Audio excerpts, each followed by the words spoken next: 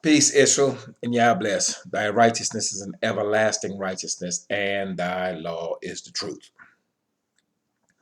The title of this segment slash lesson is Keep the Sabbath Holy. Once again, this segment slash lesson is entitled Keep the Sabbath Holy.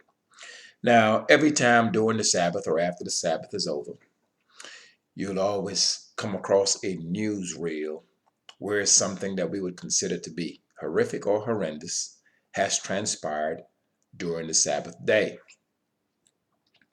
In the days of old, we were instructed to keep the Sabbath holy.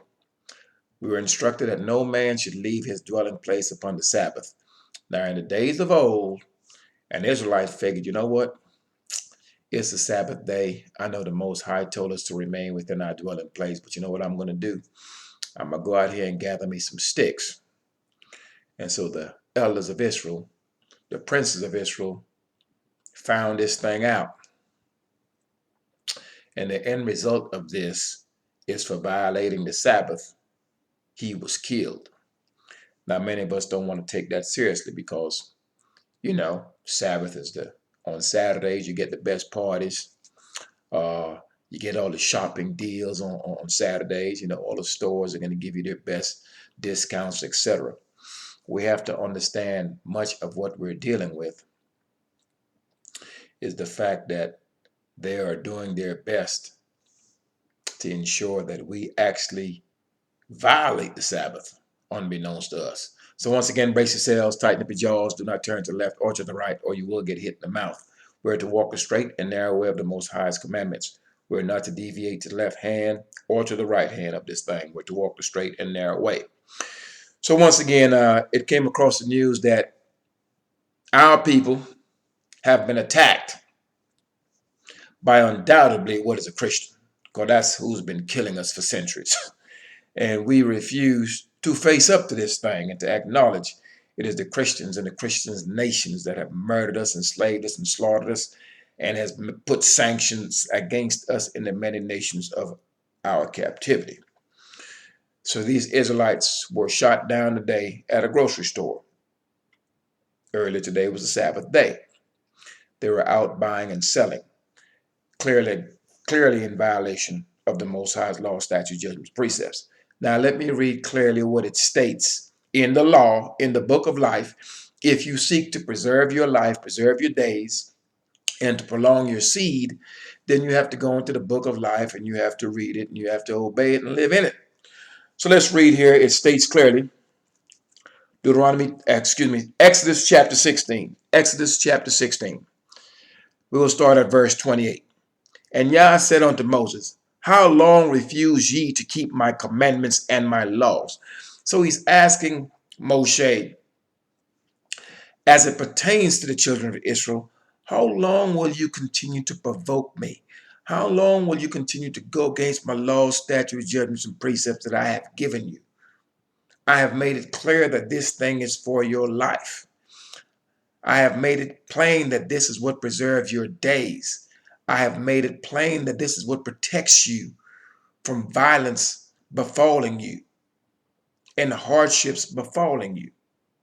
Why do you continue to provoke me?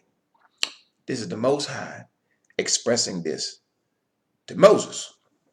Verse 29, it states, see, for that Yah hath given you the Sabbath. Therefore, he giveth you on the sixth day the bread of 2 days. So when we got that manna on Friday.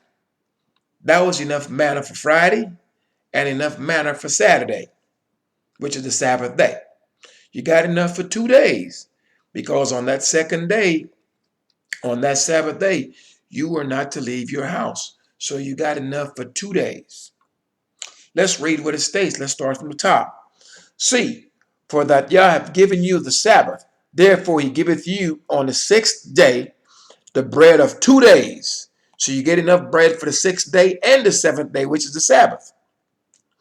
Abide ye every man in his place. Let no man go out of his place on the seventh day. That's the Sabbath day. So the people rested on the seventh day. That's verse 30. The seventh day is known as the seventh day Sabbath. It is a holy day. It is a set apart day unto the Most High. We're not to buy. We're not to sell. We're not to leave our dwelling places. Many of our people do not know this. And the violation of the Sabbath is a death sentence. And this is why many a day you will fire up your machines, your computers, etc., after the Sabbath is over, and you will realize how many people have been killed in direct violation of the Sabbath. So our people have been targeted. They have been shot down. In this instance, it's one man that has blatantly attacked us and brought violence against us. But the Most High did state that we would be in fear for our lives, that we would be in the midst of our enemies. We would be in the midst of the heathen, folks who know not boundaries, who have no laws, who operate in lawlessness. And this is where we are. Many of us are unwilling to admit that we are in a combat zone. However, your unwillingness to admit to the realities of your day-to-day life does not spare you from the brunt of the blow. So I can almost assure you that a few things are going to come out of this killing. First of all, it is nothing but the removal of rebels, those who fail to adhere to the instructions that we were given at the first. They were removed. Next, you will possibly hear how this individual who have done this thing, either he's a good person or his families are good Christians.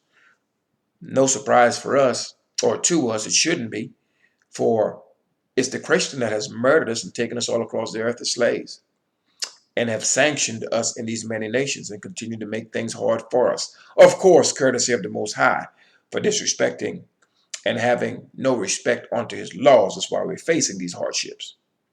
Next, you'll probably hear something from some of the families of these Israelites, how they were a good Christian and how they just got baptized and how great things were going for them.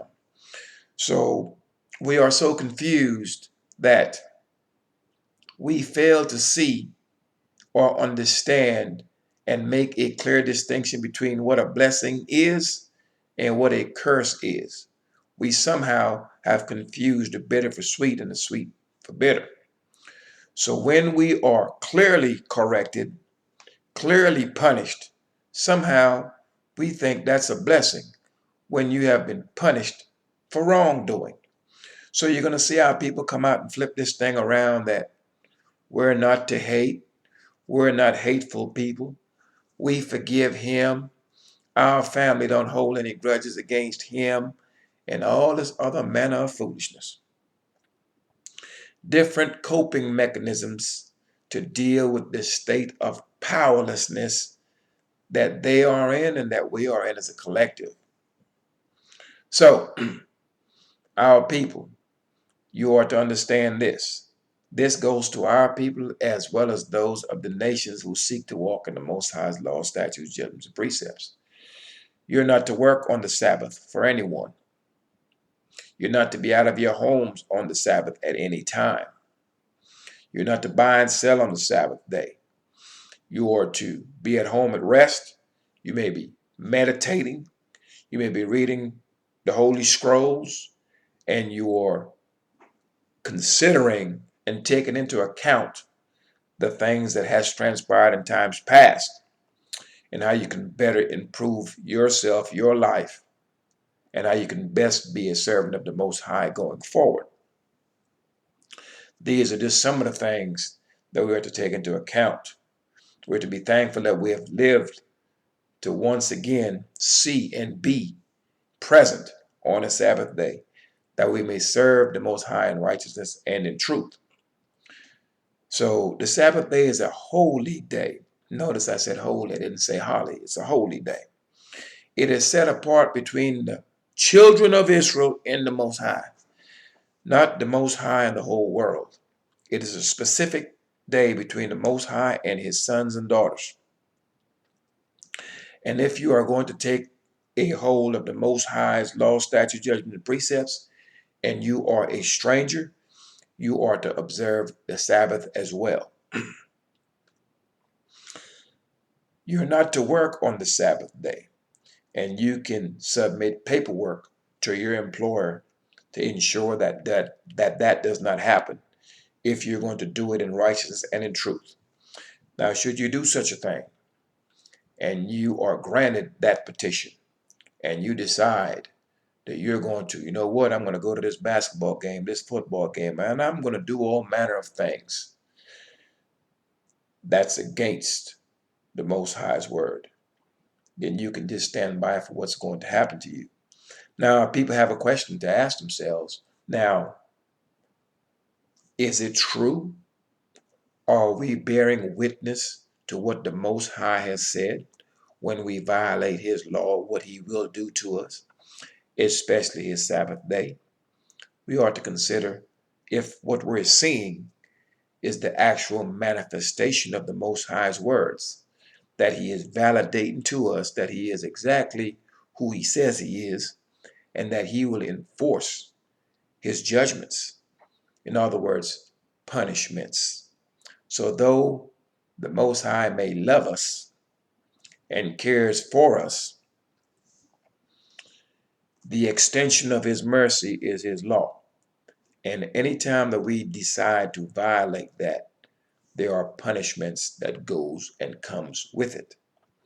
So unless you're prepared to face the brunt of that blow, it would behoove you to walk within the confines of His law.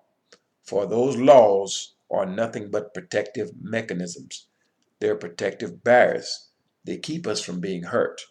So on this Sabbath day, once again, some rebels have been removed. And you have to ask yourself, are you a rebel? Or are you one that is walking in opposition to law? And if you are you willing to make the necessary changes to ensure that your fate does not become as those who have been shot down in the grocery store earlier today? This will continue to increase. What we have just seen is one man utilizing violence against the children of Israel.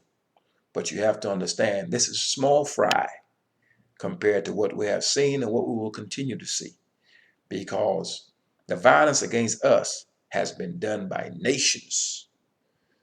We're going to take issue with this one man doing it, but we have to understand what he has done is small fry compared to what the many nations have done to us as a collective in bigger numbers than 11 or 14.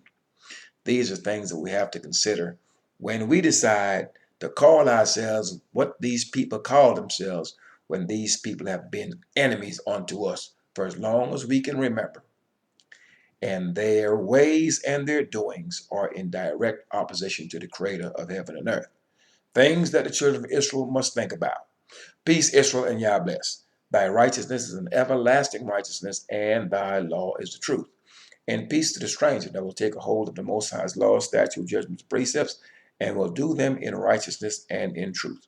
You are to remain within your dwelling place on the Sabbath day. Period. And there is no equivocation for that. There's no excuses. There's no going around it. This is a strict commandment, and we are to follow it. And if we don't, there are punishments for that. Peace, Israel, and Yah bless.